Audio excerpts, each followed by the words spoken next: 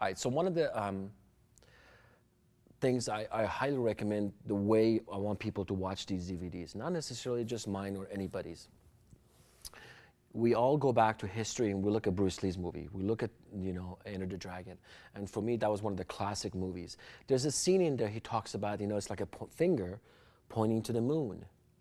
And the student looks at the finger and he bumps him with the head and he goes, "Don't concentrate on the finger or you will miss all that heavenly glory."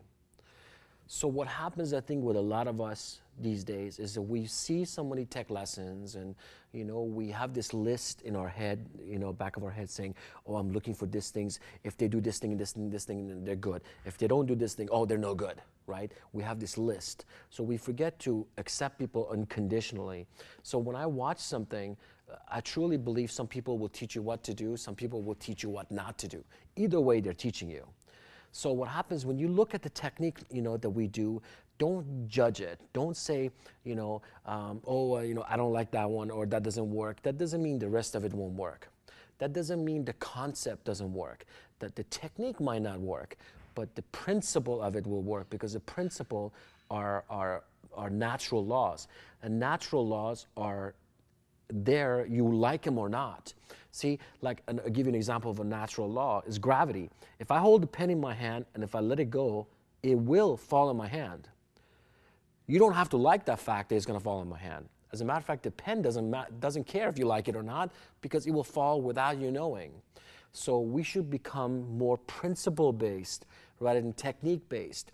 So listen to the way when I do something and don't judge it by, he's a Hapkido style. He's wearing a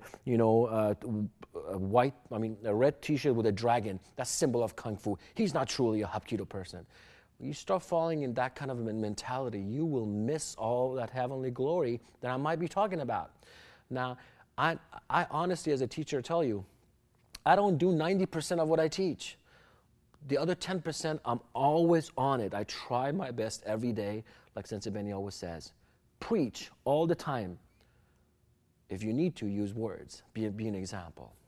So don't judge things by, here I am trying to do boxing, but, I wore boxing gloves, then, my strap wasn't on. It should be laced up right and strapped. I mean, people start judging things and looking at things and going, oh, that's not how it is, or, you did an elbow strike. There's no elbow strikes in Hapkido, or, you're doing forms. There's no forms in Hapkido. You start having that mentality. Again, you're looking at the finger. You're missing what it's all about. All right, so my recommendation again would be take things exactly for what they are. Think to yourself, what can I get out of it, right? I always judge a good seminar that people come to do for me. I always judge a seminar by one thing. How did the students feel? If the students come to me and say, "Oh man, this guy that taught a class, he is so good. I cannot believe how good he is." I always think to myself, okay, well, that's all right. But if they walk away thinking, "Oh my God, I learned so much from this guy, and this one thing he said really made sense to me," then I go, "Oh, that's good. That's how I'm going to have that guy here again." Because you want to become someone who looks for principle and live your life by principles, not necessarily by techniques. Don't. There's a concept that we talk about. God, it gives me chills to even think about it. It's called don't make somebody an offender for a word. What that means is that, let's say, I'm sitting down with a bunch of people, and there'll be a lady over there and there'll be a bunch of guys, and I make this joke and I make fun of women. And she'll cut me off. She'll makes me an offender for one word I say, and she'll shut me down for the rest of my time, for the rest of the stuff that I'm talking about, because of one word that I said, whatever happens to be, right? I think we should be much stronger than to make people an offender for one word or one piece of action. We should take the time, and if the relationship is worth it to you, there's a lot of times me and my wife will be speaking, and she'll be saying something, or sometimes even she brings out a name of an ex-boyfriend, right? Right, there's something in me wants to shut her. I'm done. I'm not going to listen to her again. But I go back to what's more important right now, her or what she's talking about? Of course she's more important to me. So I go, "You know what, honey, stop for a second.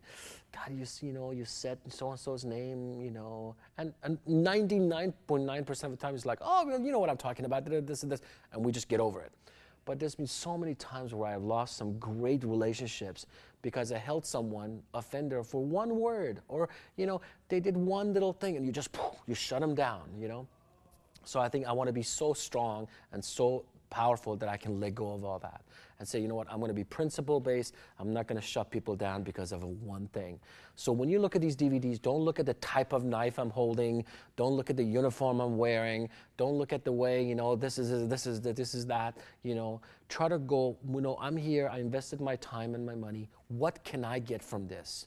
And love me and respect me for exactly for what it is. You don't have to love too much, you don't have to hate it, but be neutral towards it and walk away with one lesson. If you could walk away from one lesson, it's ROI. Your return on your investment is well paid. So with that, good luck training.